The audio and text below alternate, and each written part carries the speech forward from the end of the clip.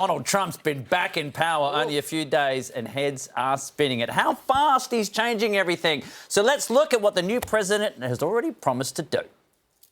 Everybody's going to be looking over their shoulder. The election of Trump has thrown all bilateral and global institutions upside down. World leaders are today facing up to a new reality. The global challenges we face today are monumental.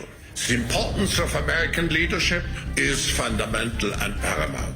Fronting the most powerful people in the world, Donald Trump's message at the World Economic Forum in Davos was clear. If you don't make your product in America, which is your prerogative, then very simply you will have to pay a tariff which will direct hundreds of billions of dollars and even trillions of dollars into our treasury. Trump basically says, get on the ship or get off, folks, because we are changing the order in which we're doing business. America's new president laying out his list of demands. Saudi Arabia and OPEC to bring down the cost of oil. You got to bring it down.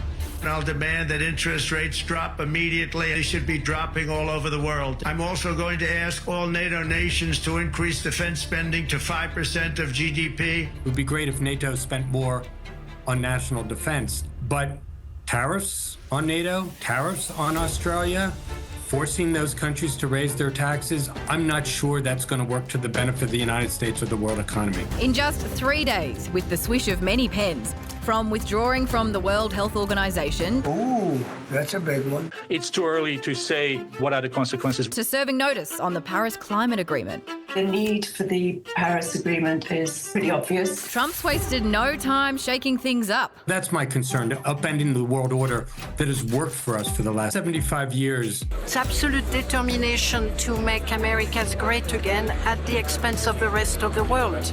Turning the world order on its head. The New World Order, socialist, globalist, lost. Welcome to Trump's world. And it's anything but dull. They say that there's light shining all over the world since the election, and we're just getting started. I know where he thinks it's shining from. To get our minds around the Trump dump, Steve Clemens is here to offer up his hot take. Steve, Trump is wasting no time. He is signing paper like a madman. What have you made of the first few days of Trump's 2.0? They have created a kind of whiplash in America and the world. America is out of the Paris Accords. We're out of the World Health Organization. He's deporting undocumented workers. He's threatening tariffs and going to impose tariffs on nations from around the world. All the January 6th protesters have been pardoned out. It's all happening in the last 48 hours. Steve, he has come out swinging. So what are the world leaders making of all these Trumpian demands? Well, it depends on which world leaders, but most of the world leaders I've been hanging out with in Davos at the World Economic Forum this week are kind of giddy, and the truth is that a lot of what Davos has become has been around social causes, global justice, climate, diversity and inclusion, and trying to do good things in the world. Trump has just ripped off all of that stuff and said, we're not doing it in America. We're quitting all those things. And you're seeing companies saying, yeah, we can get back to business and just not worry about all this, what they see as superfluous things. And there's a giddiness about it. Steve, this is my thing. Yes, of course, businesses are happy about this. How could they not be?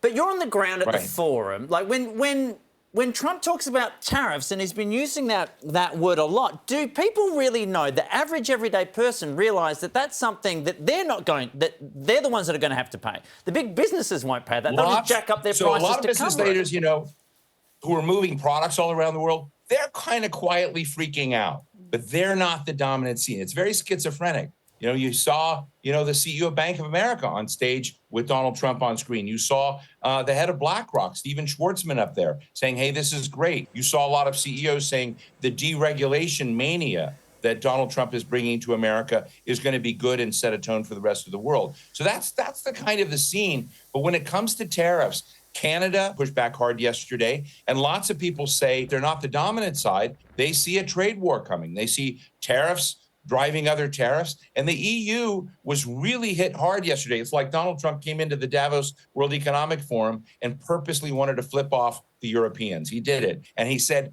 all my buddies in the tech side, Apple, Google, you're regulating them and taking billions of dollars away from them in fines. And so he's going to, basically be tough with the Europeans. So there is another dimension of people who see consequence in what Trump is doing. But overall, business is saying, we're okay with it. Steve, you talk about these superfluous things that Trump is stripping away. From my understanding, though, I mean, he is just he's acting out everything that he campaigned upon. So how are American voters reacting to all of this?